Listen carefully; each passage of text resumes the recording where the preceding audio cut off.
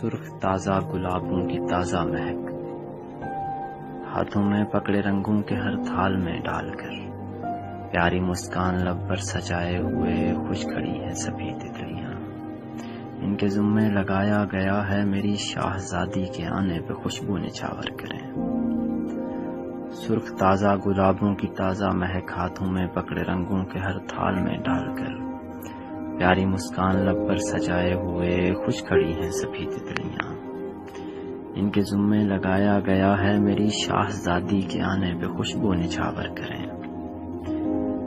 میں بھی خاموشی سے گھر کے ایک کونے میں، سب سے خستہ پرانے کسی کمرے میں، بے تحاشا اندھیرے کو اڑے ہوئے اس کے آنے کا بے چینی سے منتظر ہوں، مگر خوف طاری ہے کہ مجھ کو دیکھا تو ناراض ہو جائے گی۔ میں نے ایک دن اسے اپنا بولا تھا اور وہ اسی دن سے کافی خفا ہے، مگر پھر بھی میرے بلانے پہ ایک آخری دفعہ ملنے پہ راضی ہوئی ہے۔ بہت خوش ہوں میں، پر میں کمرے سے باہر نہیں آؤں گا۔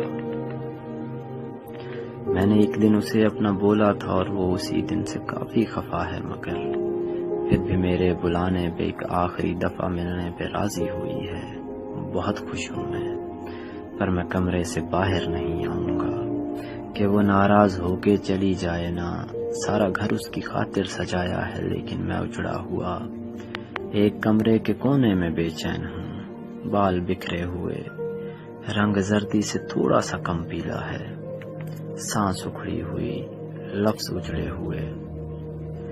پھر اچانک حسین لمس کی ایک دھیمی سی آواز نے میرے سپنوں کی دہلیز پر ایک پاکیزہ دوشیزہ کے پاؤں رکھنے کی تصدیق کی۔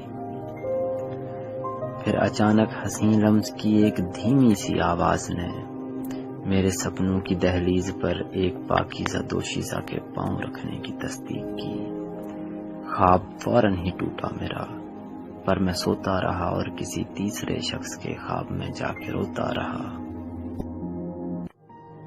سرخ تازہ